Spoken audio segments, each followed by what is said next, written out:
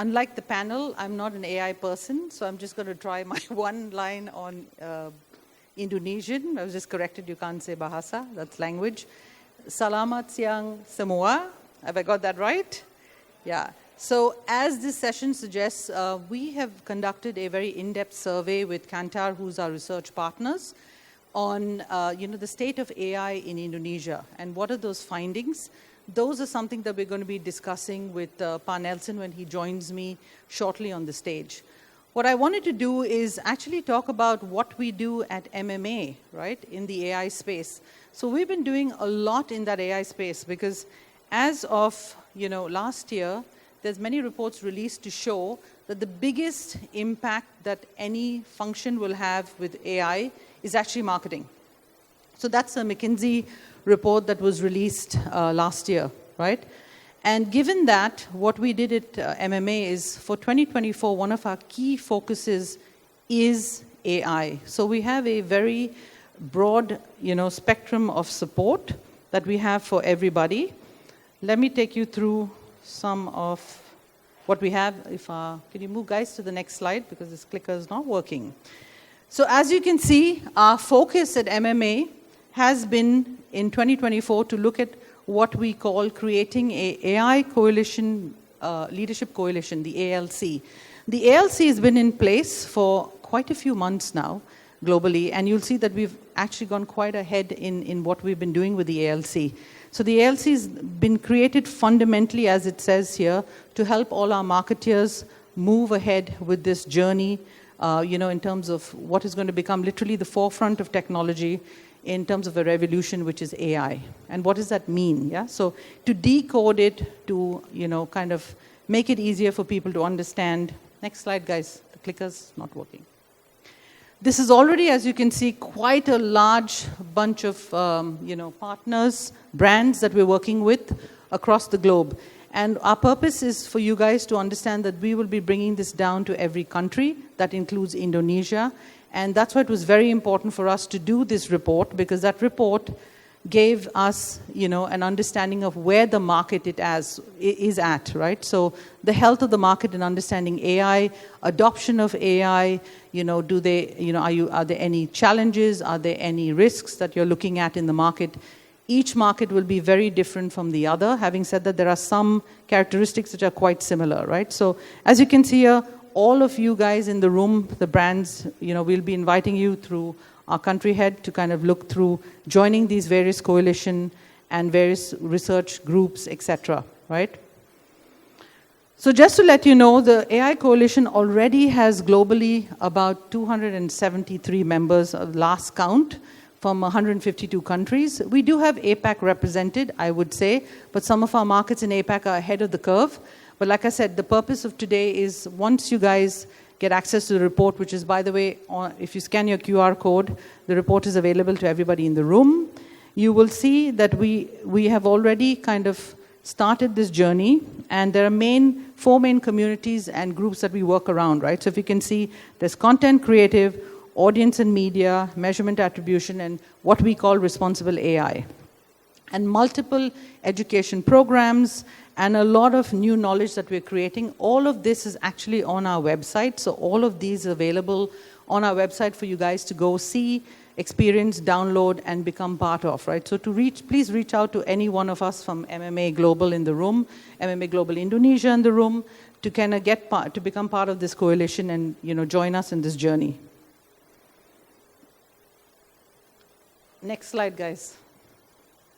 So as you can see, these communities have been quite vibrant. So you can see that on the first one, which is our marketing coalition, we have about 230 people already from 130 plus marketing companies.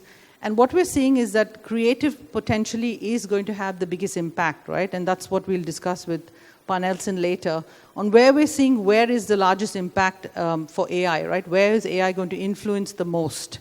And you can see that all of these, I won't go into too much of detail because of the lack of time, but all of these research and links are available, which our team can share with you guys to go through and join us. Next slide, guys.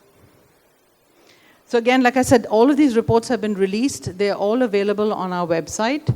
And most importantly, I would say something that I personally have used a lot to learn while on this journey, because we're all learning, is the podcast, right, which is done by our CEO and all the global CMOs. It's the Decoding AI for Marketing podcast. They're really good because they literally talk through all the issues that everybody would have or any sort of challenges that you might face. Next slide, guys. So to wrap this up, I think what we would do is invite Pa Nelson on the stage, and if you can just give us a few of what you saw, findings, what you saw in the survey, and on which the report is based, that'll be awesome. Pa Nelson, please.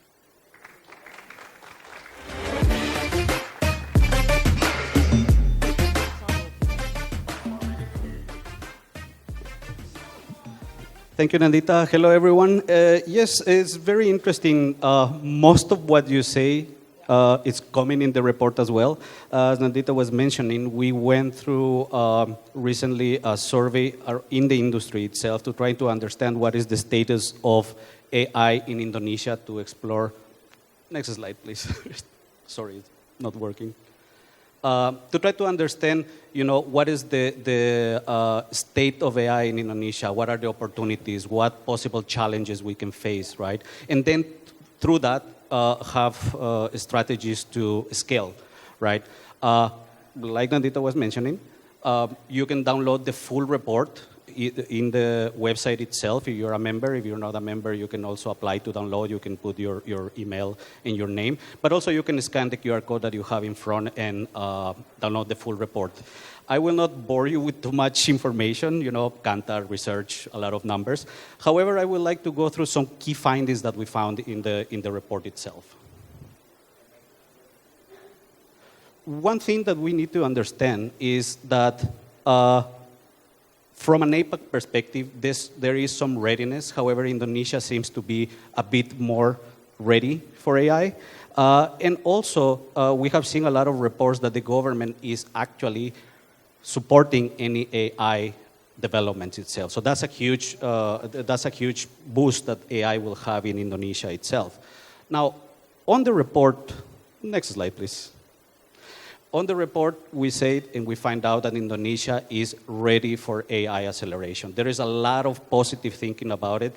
There is a lot of confidence behind the use of AI. And there is no concerns whatsoever on how it could potentially replace the human interaction. And this, in turn, has made people start, or the industry start, their journey on AI. However, we need to accelerate, and that's the key message here.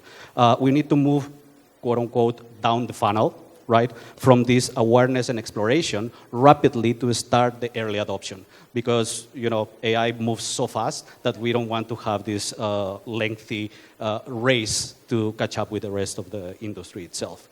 And next slide. Like Nandita was mentioning, the industry is also eager to learn, right? They want required training. They want to understand what AI is, how it works, where it helps, and so on. So very good that MMA is having these forums.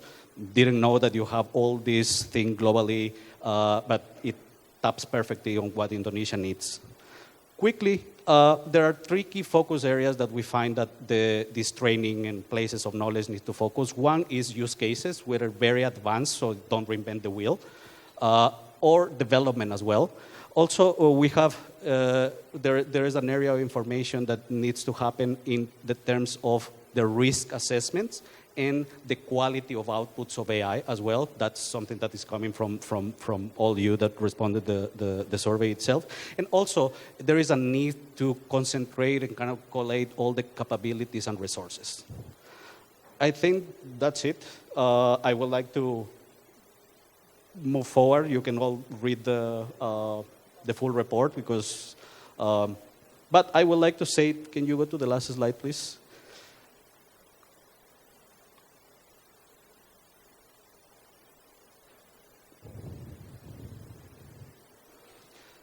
Everything that Indonesia marketers are expecting or are demanding or need for the acceleration of AI, like Nandita presented, MMA already has in place globally, and we need all your help to kind of bolster this, right? To demonstrate what works, educate the market, facilitate access to tools and learnings, and collaborate, which I think is the most important thing that we need to apply. Thank you, Pa Nelson. The interesting thing about the report I saw, right, its confidence levels are really high in Indonesia, which, it's not surprising because, I think AI, as we know, has been as part of our marketing lives for a while, right? What is your view on that, Pa Nelson, in terms of why was the confidence level so high? Yeah, I think a couple of things. I mean, like you mentioned, AI as a concept has been already applied. Like every time we do programmatic, there is machine learning in the back end, which is basically, what AI is. Absolutely. To try to, optimize the bidding process. Whenever we do social media listening, there's some level of natural language processing in the back end to try to classify the sentiment. Whenever we do MMMs, like, there is predicting modeling when new data comes in. So there is already, has been applied. It's just, time to change the shift and accelerate the adoption and growth of AI itself. So that's interesting you mentioned acceleration, right? What do you think it will take to accelerate this? Because when we saw our report, which I think everybody will see shortly, the percentage that is in adoption phase is not that high, right? And the people who are in exploratory as well as experimenting stage, the band together is quite high, right? So what do you think it will take to move them to the next level? Building confidence through forums, through education, through think tanks, for example, like to develop. Exactly. We saw in the report as well that one of the most developed and most adopted areas of AI is in creative in general, right? Creative development, creative optimization, and so on. So why reinvent the wheel? Invite people that have already explored this, have learned from it, and educate the market, but also think tanks to try to develop the new thing, right? There is less exploration on innovation, for example. Yeah, absolutely. Right? Think tanks to see how we can approach that. Also, in these forums, talk about risk assessment, right? In the report, we also find out that data privacy and cybersecurity were the top two concerns, but also the quality of the outputs as well, right? I think those two things will combine, will help the market go faster in adoption because we need it. Absolutely. And which area do you think of marketing will be impacted first? Like which will have the most impact for using AI? Which areas? Marketing in general. I mean, if we think about it, and the podcast that we were listening, actually, in the back of AI is basically machine learning. Absolutely. And I think the most important thing to consider of machine learning is that it classifies, it predicts, and it assesses large levels of data, right? So at the end of the day, everything that will save time will give more time for people to think. Right? Agreed. Optimization, saving time, efficiencies, all these things comes in place at every level. It could be creative, it could be in media optimization, which we know we have certain levels. Absolutely. Innovation, which is something that also the market is demanding. Exactly. And especially with the prediction part of it, right? If we have good history, it could predict better. Absolutely. So, one of the key problems that we've seen, right, or what I would say like risks for AI being adopted faster, is people talk about the impact to people. Do you really think that's, we're discussing the impact to people here, we're discussing the impact to process and better process optimization? Yeah, we see it in the report, and I see it personally as well. I mean, at the end of the day, a good output of ChatGPT requires a good prompt. Who makes the good prompt? Yeah, true that. A human. The person, right? When you classify, when you predict, there is some level of interpretation in the human context as well. So AI can help you get faster, but I don't think, the human element needs to disappear. And also, like we discussed, the human originality is something that, is not built on models. True. Right? It's not built on past information. Yeah. It's something that sparks and, it catches on. So I don't think we will need to reassess our skills, but it will not replace. Yeah, and the key areas that it would probably impact as we discussed, right, is to do everything with large data processing pieces, right? With the cookie going away, what's going to happen? People need to get more first-party data. So how are you going to manage all that first-party data in order to create predictive modeling, right, in terms of who's your consumer that you're going to be targeting at the end of the day? The minute the cookies goes away, first-party data becomes more important. Yeah. Managing those huge amount of Absolutely. data becomes more important, and that's why we need to jump into the bandwagon earlier, Yeah. because the machine needs to learn. The machine needs to start building the models. The machine needs Absolutely. to learn, and we are out of time. Yeah, so I think in conclusion, I think what we can say is that it's currently in a state where it's human plus machine learning, and as the name suggests, AI actually means machine learning. So the faster one adopts, and that's what we're seeing in the report, adoption needs to be faster. That's the conclusion. The faster you adopt, the faster you'll get better predictions, right? Because it's not going to learn overnight. These machine learning will take years. So I think with that, thank you, Nelson. Thank you. Thank you, guys. Thank you very much to our speakers. Can we have a round of applause? And Ms. Nandita and Mr.